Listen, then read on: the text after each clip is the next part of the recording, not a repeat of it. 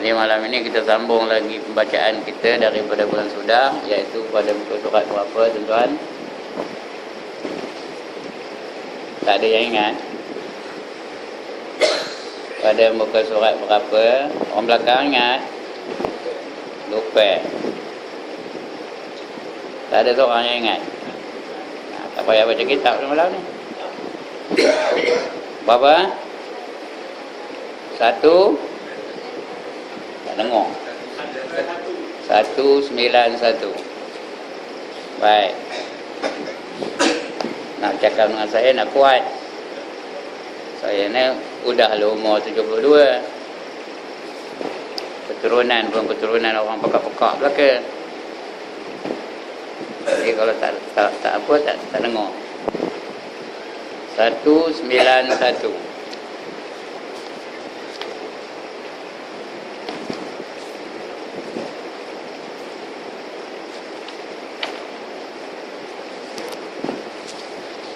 Tajuk kita ni hasad.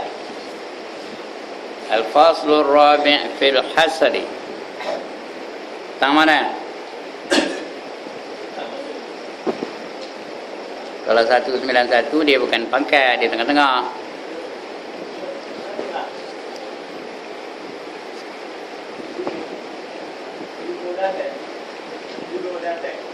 Lima dari atas. Baik.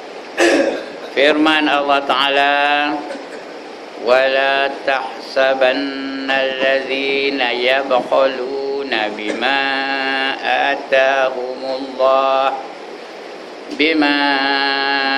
آتَاهُمُ اللَّهُ مِنْ فَضْلِهِ هُوَ خَيْرٌ لَهُمْ بَلْ هُوَ شَرٌّ لَهُمْ سَيُطَوَّقُونَ مَا بَخِلُوا بِهِ يَوْمَ الْقِيَامَةِ. Itu ayat Quran tu ya, surah Ali Imran ayat 180.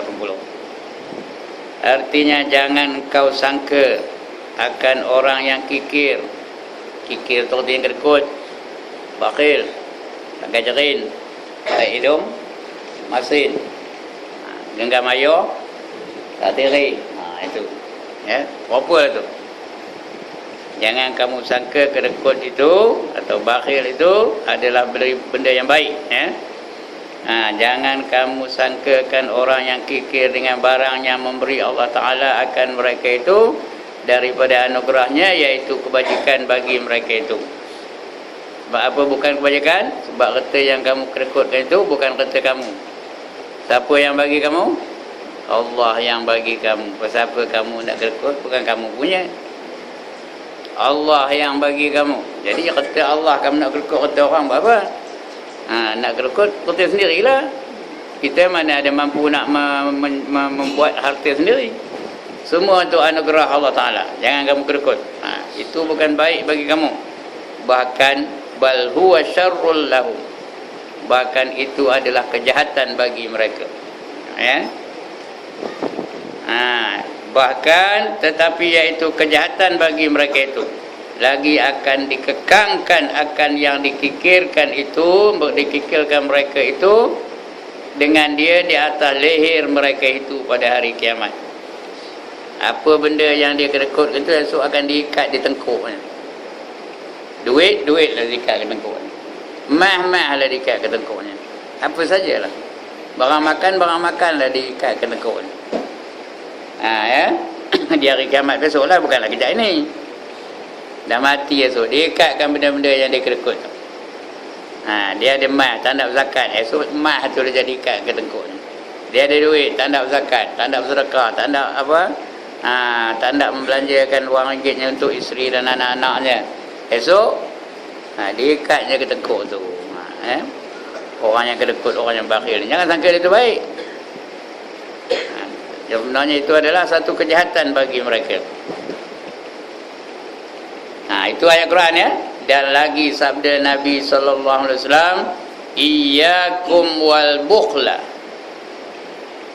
fa innahu halaka man kana qablakum. Artinya takut oleh kamu akan kikir. Maksudnya jangan kamu kedekut. Jangan kamu bakhil, takut oleh kamu akan sifat kedekut itu. Maka kerana bahawasanya ia membinasakan akan orang yang dahulu-dahulu daripada kamu. Orang dahulu banyak binasa dengan sebab kedekutnya, ya. Qarun paling kaya zaman Firaun. Akhirnya ditenggelamkan Qarun itu dengan harta-hartanya. Masuk dalam tanah, tak keluar-keluar, mati dengan harta-hartanya sekali. Ya, begitu juga banyak lagi contoh-contoh yang lain, ya. Kedekut. Labah umpama seorang sahabat Nabi, itu juga kedekut. Minta zakat, tak nak dia bayar zakat. Berapa aku nak bayar zakat? Kata aku yang penat melihara kambing, aku yang penat melihara lembu, kau mendak. Gitu aja kena. Sudahnya, ya, tak diterima Abu Bakar akan zakatnya. Umar pun tak terima. Kenapa? Kalau Abu Bakar tak terima, takkan aku nak terima, kata Umar, ya. Jadi sudahnya dia kufur kepada Allah Subhanahu wa taala. Ya. Pasal yang kita kedekut tu bukan kata kita. Walaupun pada zahirnya kita yang memegangnya, kita dapat gaji macam saya dapat pencen, bukan duit saya. Siapa yang bagi pencen? Allah, bukannya kerajaan bagi. Tuan-tuan dapat berim, siapa bagi berim? Tak ada orang dapat berim malam ni. Sini tak ada. Semua tak layak menerima berim, ya. Siapa yang bagi berim tu? Allah Ta'ala. Bukannya kerajaan bagi, ya. Jangan anggap kerajaan yang bagi. Tak ada. Allah Ta'ala yang bukakan hati-hati mereka-mereka yang memegang duit rakyat tu. Allah bukakan hati-hati mereka nak bagi kepada rakyat. Jadi mengapa kedekut? Tapi bukan mana tabur je duit tu dah. Tapi kalau yang perlu untuk masyarakat, perlu untuk diri, perlu untuk isteri, perlu untuk anak-anak, jangan kedekut, ya. Perlu untuk masyarakat bila masanya? Bila time bayar zakat, bayarlah zakat. Bila mengeluarkan fitrah, keluarkanlah fitrah. Ya, kalau isteri dan anak-anak perlu untuk perbelanjaan harian, belanjalah. Jangan kedekut, ya. Kerana orang-orang dahulu banyak yang binasa dengan sebab sifat kedekut ni. Sebab sifat bakhil ni, ya, sifat kikir ini menyebabkan banyak orang-orang dulu yang binasa. Baik. Bermula lawan bakhil itu iaitu sakha'. Sakha' ni bukan nama orang sahak, ya. Sakha'un. Sakha'un. Itu lawan bakhil. Lawan kepada kedekut, pemurah namanya, ya. Yakni murah hati, iaitu sifat kepujian yang dipuji oleh syarak. Allah puji, Islam puji, Rasul puji, sahabat puji, semua manusia pun puji. Yang dipuji oleh syarak. Seperti firman Allah Ta'ala, wa man yuqashukha nafsihi fa ulaika humul muflihun. Artinya barang siapa memeliharakan akan dia mereka itu dapat kikir, maka mereka itulah yang dapat kemenangan di dalam akhirat. Maksudnya siapa yang tak kedekut, mereka itulah yang dapat kemenangan di akhirat. Lebih-lebih lagi kalau kita belanjakan wang ringgit kita di jalan Allah. Dan itu janji Allah dalam Quran, ya. Dalam surah Al-Baqarah Allah janji, masalul ladzina yunfiquna amwalahum fi sabilillah kamasali habbatin ambatat sab'a sanabila fi kulli sumbulatin mi'atu habbah wallahu yudha'ifu liman yasha wallahu wasi'un alim. Kata Allah, bandingan mereka-mereka yang menafkahkan harta mereka di jalan Allah adalah seperti seorang menanam sebiji benih. Satu aja biji benih tanam, tumbuh dari biji benih itu 7 tangkai. Daripada satu tumbuh 7 tangkai. Pada tiap-tiap satu tangkai itu 100 biji benih. Jadi semuanya berapa? 700 lah. 7 kali 100. Itu selemah-lemah balasan dari Allah. Wallahu yudha'ifu liman yasha.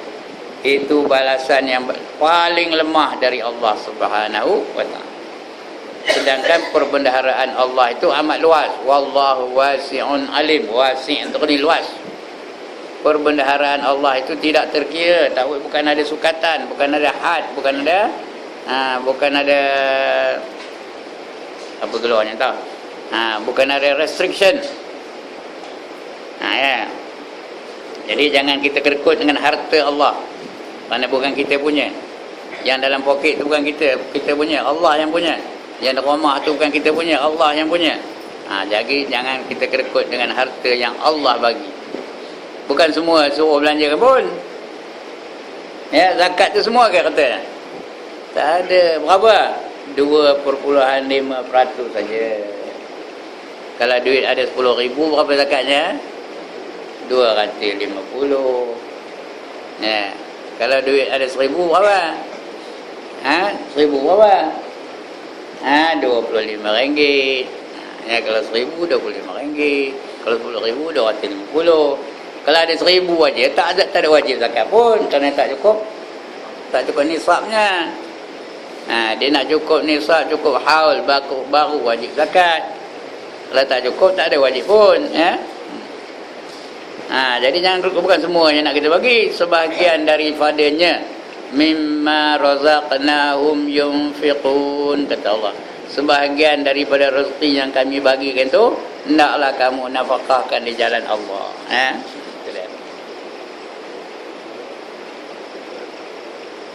Baik.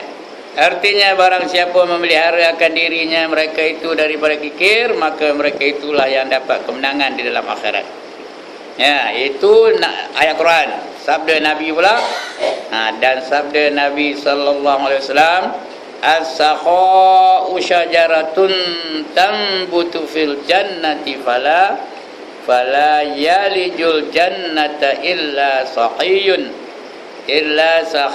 wal bukhlu syajaratun tambutu fin nari fala yalijun nara illa bakhilun.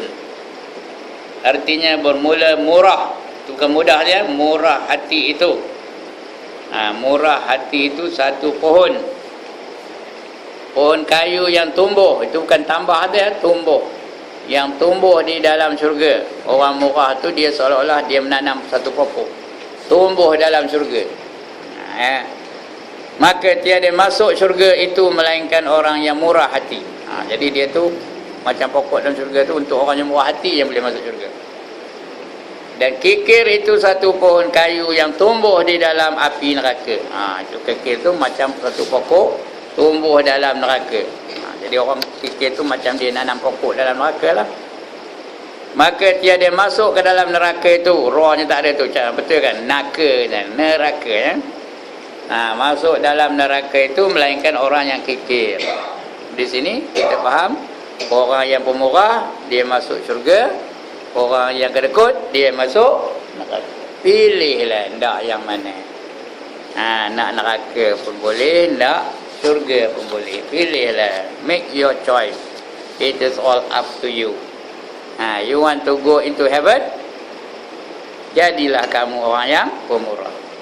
If you want to go into hell, jadi kamu orang yang kedekut. Pilihlah. Allah bagi pilihan. Lagi firman Allah, ada sabda Nabi sallallahu alaihi wasallam ya.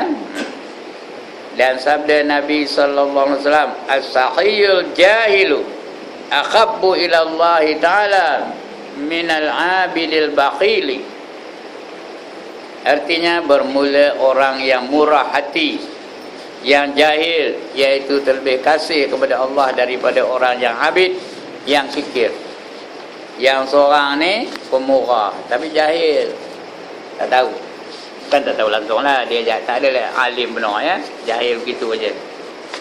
Dia tu lebih dikasihi oleh Allah daripada orang yang rajin sembahyang tapi kedekut. Sembahyang rajin, puasa rajin, baca Quran rajin, wirid rajin, zikir rajin, tapi kedekutnya yang amat. Orang ni tidak dikasihi oleh Allah. Seorang tu dia jahil tapi pemurah. Orang minta sumbangan dia dulu bagi. Apa-apa pun dia dulu bagi.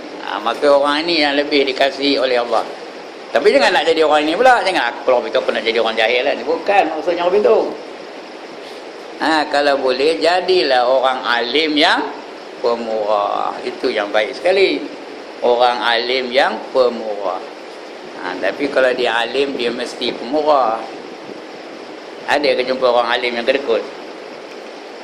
Taklah, mana tahu kan? Ada tak? Dia alim tapi kedekut. Dia jalan tabung tu, bila dekat dengan dia pejam. Udah lepas tu baru terbuka balik. Ada ke apa tu? Tuan-tuan tahu lah dalam surau ni. Pasal tabung tu dia tak jalan depan saya. Dia jalan depan tuan-tuan, tuan-tuan yang nampak. Ada tak dia alim? Ustaz yang itu ada tak? Kalau dia alim, dia tak jadi kedekut. Kenapa? Dia tahu kedekut tu membinasakan. Kalau dia betul-betul alim lah. Orang jahil ni boleh jadi kedekut, boleh jadi pemurah. Jadi kalau dia pemurah, dialah yang dikasihi oleh Allah lebih daripada ahli ibadah yang kedekut. Sembahyang rajin, puasa rajin, baca Quran rajin, zikir rajin, wirid rajin, tapi kedekut yang amat. Itu dibenci oleh Allah Subhanahu wa taala.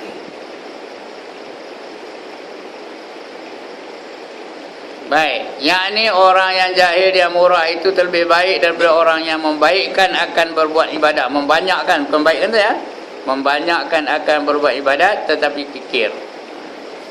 Dan jika ada yang alim sekalipun, tapi kalau dia alim dia tak kikir ya. Kalau kikir tu bukan alim, bukan ulama ya. Dia bukan alim, dia banyak ilmu aja. Walaupun alim, walaupun dia pun dia kedekut, itu maknanya dia tak amalkan ilmu yang ada padanya. Dan sabda Nabi sallallahu alaihi wasallam, "Ma ja'alallahu waliyan lahu illa 'ala sakhai wa husnil khalq." Artinya tiada memberi perangai oleh Allah Taala akan aulia illah itu melainkan atas murah hati dan baik perangai. Maknanya apa? Kalau nak jadi wali Allah, jangan kedekut. Tak ada orang kedekut yang dapat jadi wali Allah. Tak ada seorang pun yang kedekut yang Allah lantik menjadi walinya. Dari kalangan sahabat, wali-wali Allah tu mana rupanya? Sayyidina Umar bila minta sumbangan untuk peperangan perang Tabuk, separuh dari hartanya disumbangkannya. Bukanlah semua, tapi separuh. Kalau dia ada 10,000, 5,000 dia belanjanya untuk peperangan Tabuk. Kalau dia ada 20,000, berapa belanjanya? 10,000 dia belanjakannya. Dan Umar ni mempunyai kebun yang banyak, kebun tamar yang luas, separuh dari kebun itu. Dia bagikannya, dia jalan Allah. Itu Umar. Ada seorang lagi namanya Abu Bakar As-Siddiq. Dia berapa baginya? Berapa baginya bila minta sumbangan? Habis semua katanya, dia bagikannya satu pun tak tinggal. Bila ditanya apa yang ada bagimu lagi wahai Abu Bakar, apa jawabnya? Cukuplah bagiku Allah dan Rasul. Baginya cukup Allah dan Rasul. Habis semua disumbangkannya di jalan Allah. Itu sahabat dulu. Baru dilantik menjadi wali Allah. Wali-wali Allah ni semuanya tak ada kedekut belaka. Syekh Qadir Jailani tak ada kedekut. Kalau nak rompak lah. Masa dia berbudak, dia rompak, dia menyamun. Budak ada rompak, dia menyamun tu, tanya menyamun tu, ada ke lagi duit kamu? Katanya ada, katanya. Dia yang ngabur kan ada. Mana? Kata dia menyamun tu. Menyamun tu tahu. Dia pun tunjuk bajunya dah dijahit di mak ni. Tetas penjahit ni, nanti kamu dapat jumpalah duit dalam ni. Penyamun tu tetas lah, nak berdakong tetas apa penjahit tu. Tengok berkesui duitnya. Jadi ditanya dia penyamun tu, yang kamu kabur pada aku, kamu ada duit lagi tu ngapai? Katanya.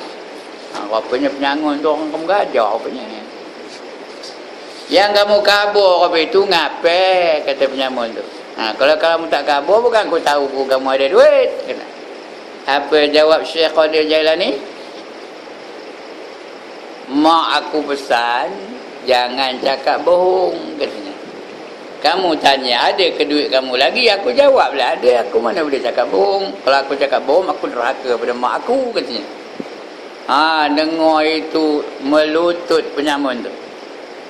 Minta ampun dengan dia. Melutut dia kerana dia budak kecil pun sanggup bercakap benar walaupun dia samun oleh penyamun. Aku dah tua bangkai, kata penyamun tu, masih kerja nyamun lagi, kata. Kamu dah kecil pun lalu dapat mempertahankan maruah kamu, kata. Aku dah tua bangkai, masih menyamun lagi, katanya. Dia minta ampun dengan Syekh Qadir Jalani. Kata Syekh Abdul Qadir Jalani, nak minta ampun jangan minta ampun pada aku, minta pada Allah Subhanahu Wa Taala. Habis semua penyamun tu minta ampun dengan dia. Itu wali Allah. Cuba kalau dia kedekut, bila dia tanya, kalau dia kedekut, dia tanya, ada ke duit lagi apa jawabnya?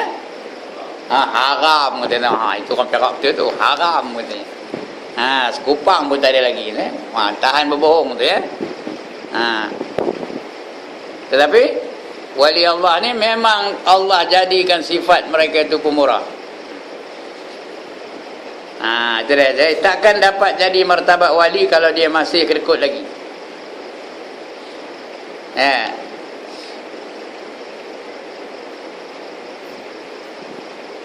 Dan sabda Nabi sallallahu alaihi wasallam, la yadkhulul jannata bakhilun wala khabbun wala kha'inun wala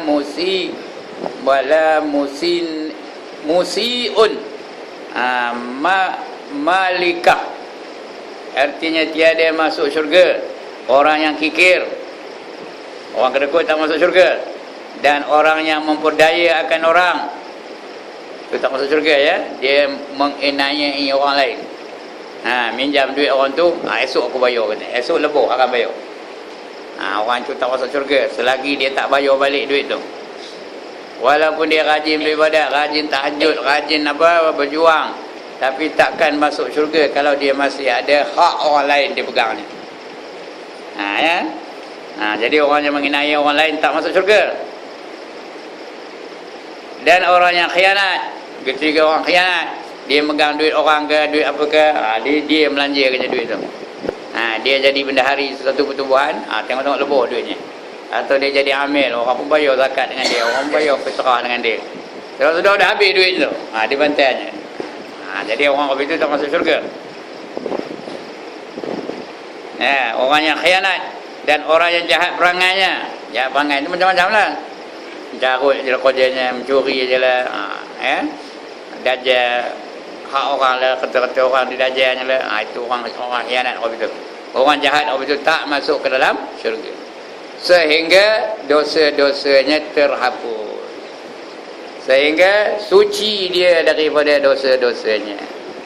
Jadi nak disucikan dulu dia tu daripada dosa-dosanya. Penyuci dosa tu bukannya beris, bukannya fake, bukannya trojan, bukannya biozib. Apa penyucinya? Api. Dibakar dalam api neraka sehingga suci segala dosanya tu, ya. Kedekutnya tu hilang, riaknya tu hilang, ujubnya tu hilang, jahat perangainya hilang semua, baru dia layak masuk ke dalam syurga. Tak ngapel lah ustaz, ya tak? Iya ke pun? Tak ngapel lah ustaz, masuk neraka dulu, ya ke orang belakang? Lah-lahnya masuk juga syurga, iya ke? Siapa benda angkat tangan, masuk neraka dulu, lepas itu masuklah syurga. Siapa benda angkat tangan, angkatlah tangan, ya endak, kata. Ya. Selagi ada jahat perangai dalam dirinya tu, dia takkan masuk ke dalam syurga. Maka disuci dulu dengan api. Sudah habis dosanya, baru dia keluarkan dari neraka dan dapatlah dia masuk ke dalam syurga, ya. Itu dia.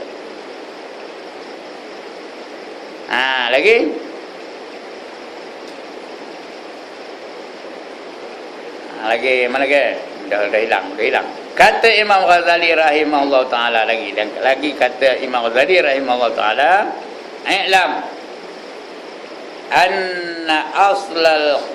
anna aslal bukhli hubbul mali wa huwa mazmumun izman la mala lahu la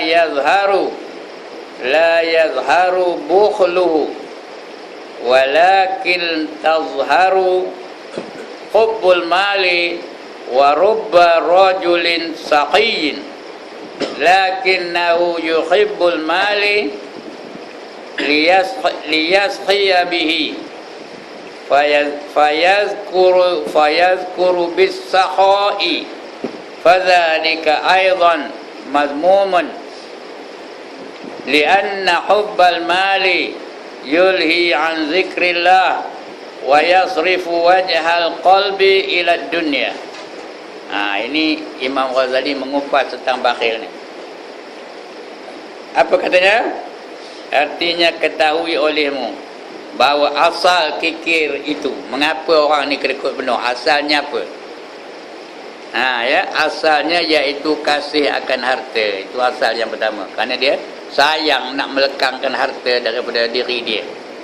Nak bagi itu sayang. Dia ada duit dalam poket, dia nak duit tu sentiasa ada dalam poket. Kalau bagi dah hilang duit tu. Dah tak dapat digunakannya duit tu. Itu sayang benar. Itu mula dia kerekut tu. Itu asal kerekut tu. Iaitu kasih akan harta. Iaitu dicela oleh syarak. Itu dicela, erti dibenci oleh syarak. Kerana barang siapa tiada baginya harta, tiada nyata kikirnya, walaupun dia kerekut tapi tak ada harta, tak nyata kerekutnya. Bila dah ada baru nampak dia ni kerekut atau tidak. Orang yang kerekut ada harta tu tapi tak nak lekang dari diri dia. Itu namanya kerekut. Tapi kalau dia tak ada, kupang tak ada dalam poket, lantaklah tabung tu berjalan. Tak nampak dia punya apa? Tak nampak dia punya kedekutan tu, tak nampak. Pasal barang tak ada. Jadi kita tak boleh tuduh dia kedekut. Kadang-kadang memang betul dia tak ada. Tapi orang ada, nampak dengan ngeluarkan duit tu berkesur-kesur, nak 50 belaka. Tak lalu nak bubuh dalam tu RM1 pun tak lalu maksudnya. Itu yang betul-betul kedekut. Tetapi nyata ia kasih kepada harta. Tapi kerekut tak nyata, tapi dia nyata kasihkan harta. Yang demikian itu dicela oleh syarak. Kasihkan harta itu juga dicela oleh syarak. Dan terkadang seorang yang murah tetapi ia sangat kasih kepada harta, supaya dikatakan orang akan dia murah, maka dipuji oleh syarak akan murahnya itu, maka yang demikian itu dicela pula oleh syarak. Kerana kasih akan harta. Ada seorang tu dia pemurah. Dia bagi hartanya, tapi dia sayang ke harta tu, tapi dia bagi juga. Aku tak bagi, apa kata orang katanya. Kalau aku tak bagi, apa kata remeh aku kerekut benar. Bila aku bagi orang terpuji dia orang. Jadi dia bagi itu bukan kerana Allah, dia bagi itu untuk apa? Supaya dipuji oleh orang. Murahnya tu baiklah tu. Pemurahnya tu baik. Tapi kasihkan harta tu, itu jahat. Jadi dicela oleh Allah juga. Kerana apa? Kerana dia bagi itu bukan kerana ikhlas semata-mata kerana Allah, tapi kerana nak dapat pujian dari manusia. Itu pun dicela oleh syarak juga. Dan terkadang seseorang yang murah tetapi ia sangat kasih kepada harta, supaya dikata orang akan dia murah. Biar kata orang ini pemurah. Itu yang kadang-kadang kalau dia bagi jam tu, tulis jam tu. Ini hadiah daripada Ibrahim Istar, tulis pada jam. Ada tak orang buat apa itu? Bagi sejadah ke masjid, ke surau, belakang tu tulis hadiah istimewa dari Ibrahim Istar. Apa yang tulis? Tuhan tahu ke dah? Apa yang tulis Ibrahim no? Nakkan pengetahuan dari Allah ke, hendakkan orang tahu? Hendakkan orang tahulah. Jadi itu sebab ditulis tu. Apa salah ni? Itu sebab ditulis pada sejadah tu, supaya orang tahu. Jadi maknanya dia kasihkan puji.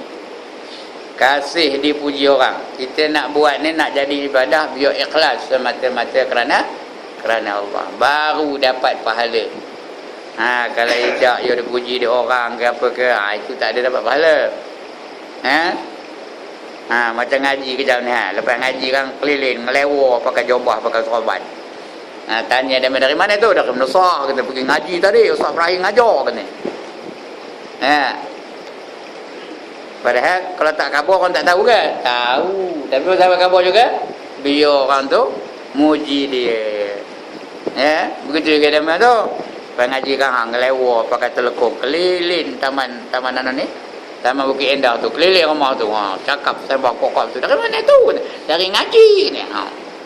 Sampai ngajar Ustaz Ibrahim. Apa tak dapat? Tak dapat pahala. Tak ada apa ganjaran di sisi Allah Subhanahu Wa Taala. Kerana dia bukan kerana pemurah, kerana dipuji oleh orang. Tak dapat pujian, dapatlah pujian. Tapi pahalanya tidak ada apa-apa di sisi Allah Taala. Di akhirat tak dapat apa-apa. Dalam dunia ni dapatlah, di akhirat tak dapat apa-apa. Terkadang seorang itu sangat pemurah, tetapi ia sangat kasih kepada harta. Supaya dikata orang akan dia murah, maka dipuji oleh orang akan murahnya itu. Maka yang demikian itu dicela pula oleh syarak.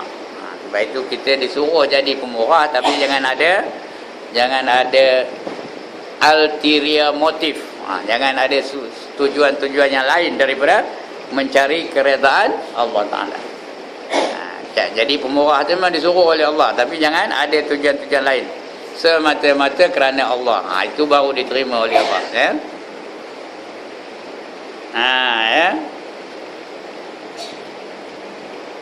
Kerana kasih kepada harta itu melarakan daripada zikrullah Ta'ala.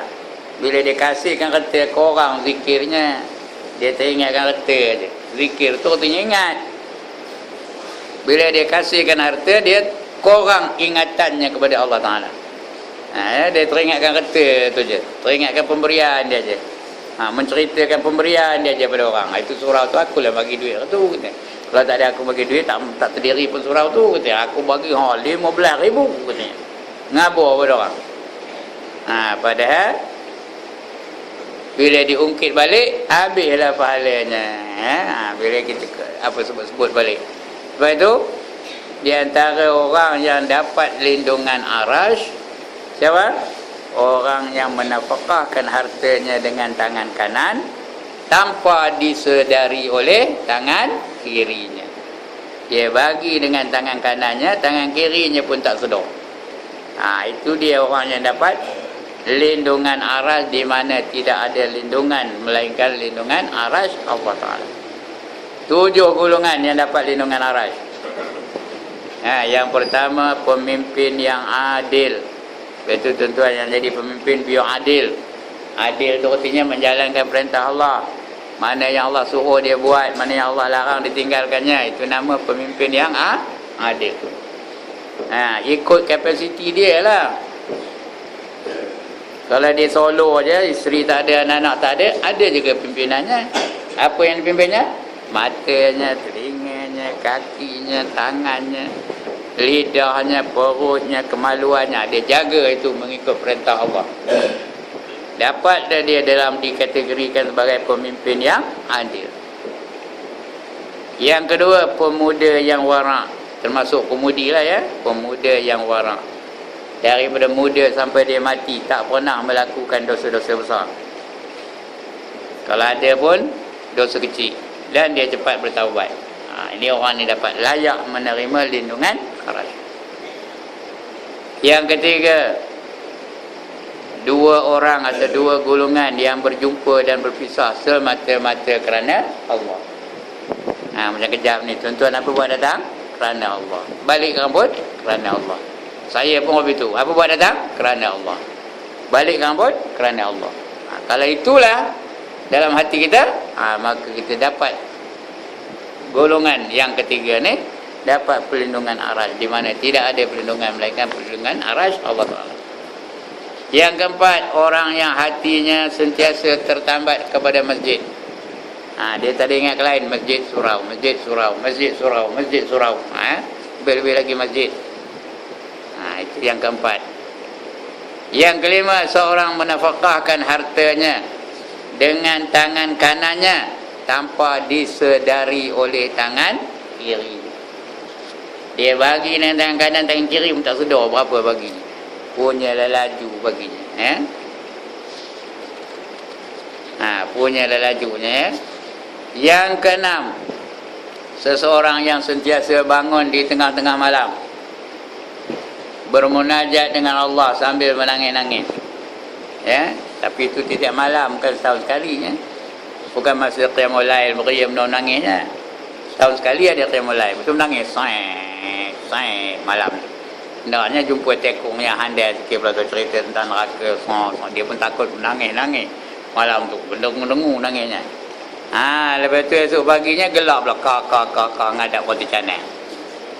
Yang itu tak masuk ya. Yang setahun sekali itu tak masuk. Dia hendak yang sentiasa istiqamah.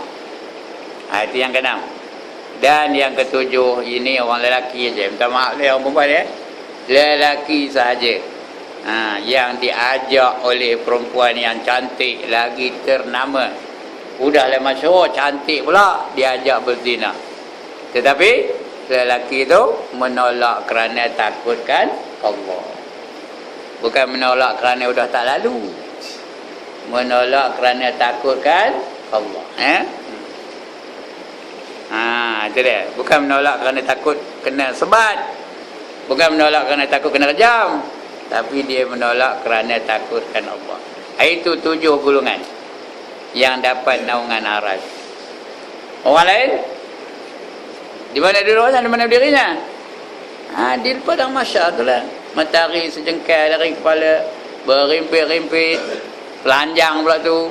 Tak ada baju, tak ada berseluar, tak ada kain, telanjang aja. Tidak kemalu esok orang ni tengok orang ni punya, orang ni tengok orang ni punya. Tak malu ke? Apa kata Nabi? Pada masa itu tak sempat nak malu. Tak sempat nak malu. Nak memikirkan hal itu tak sempat. Masing-masing takut tentang nasib diri masing-masing. Yauma yafirrul mar'u min aqih wa ummihi wa abihi wa sahibatihi wa banih likulli imri'in minhum sya'nun yughnih. Likulli imri'in minhum sya'nun yughnih. Yauma yafirrul mar'u min aqih, pada masa itu dia tak teringatkan saudara-saudara dia pun, wa sahibatihi wa banih, dan juga sahabat-sahabatnya, juga anak-anaknya pun tak ingat. Dan juga ibu dan bapaknya pun tak ingat. Masing-masing sibuk dengan urusan masing-masing sahaja. Masa itu tak sempat nak memikirkan hal-hal diri orang lain. Anak mak lupakan anak, anak lupakan ibu bapa dia, semua lupa belaka. Itu dia di padang mahsyar besok. Jadi kalau hendak lindungan arasy, masuk dalam 7 golongan, salah satu daripada 7 golongan ni. Ada lindungan di bawah arasy, sejuk aja macam duduk bawah aircon aja.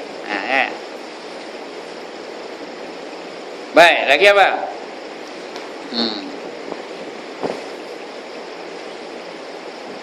Dia maknanya orang yang kedekut ni, orang yang sayangkan harta, dia menghalang dia, memalingkan dia daripada mengingati Allah, melarakan daripada zikrullah. Tak ada ingatkan Allah. Sebab tu kita berzikir tu biar ingatkan Allah. Tahlil tadi tadi tak ada tahlil lah. Kita sebut tu subhanallah, subhanallah, subhanallah. Ingatkan Allah, maha suci Allah, maha suci Allah, maha suci Allah. Alhamdulillah, alhamdulillah. Apa artinya? Segala puji bagi Allah, segala puji bagi Allah. Mengapa kita puji Allah?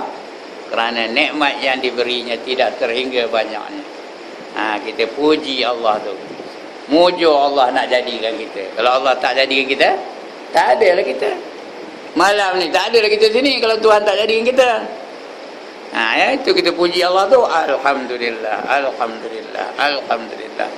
Lepas itu kita sebut Allahu Akbar, Allahu Akbar, Allahu Akbar. Mengapa Allahu Akbar?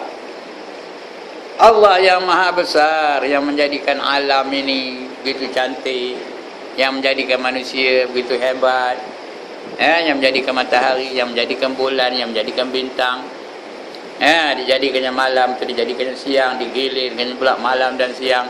Yang itu kita puji Tuhan tu.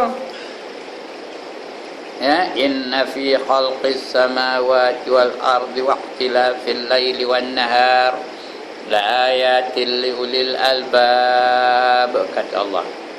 Sesungguhnya kejadian langit dan bumi dan pertukaran antara malam dan siang adalah sebahagian daripada tanda-tanda kebesaran Allah. Mula malam, betul siang, betul malam balik, betul siang balik. Mun tampilnya tanda siang malam macam-macam. Macam tuan-tuan. Malam aja lepas ini kan, tak ada siang-siang. Esok tak ada siang, pukul 7 esok tak ada matahari langsung. Macam? Bertahun-tahun apa dia? Bayar bil elektriknya. Itu tak bayar bil elektrik banyaknya.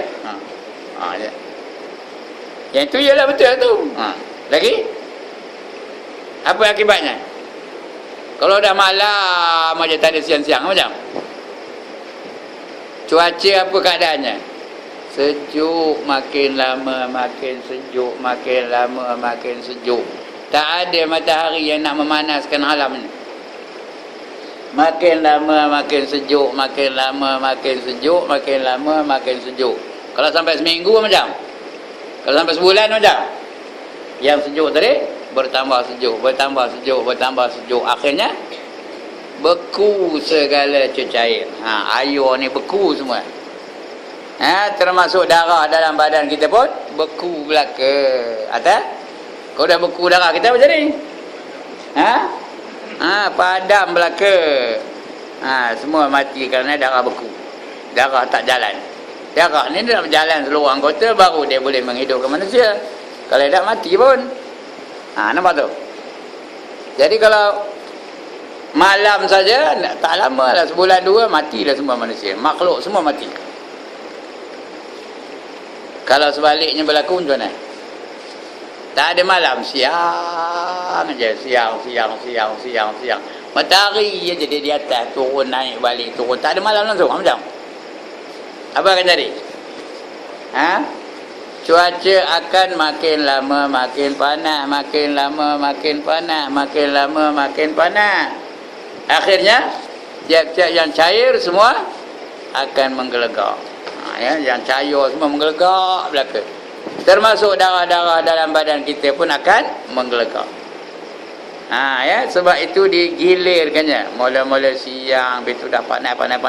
Di malam kanya jadi dia sejuk, betul dah sejuk. Di siang kanya balik panas, balik sejuk, balik panas, balik sejuk, balik. Nak menjaga keselamatan makhluknya. Itu kehebatan Allah Subhanahu wa taala. Itu tanda Allah tu maha besar. Itu kita sebut Allahu Akbar, Allahu Akbar, Allahu Akbar, ya. Menandakan kebesaran Allah Ta'ala.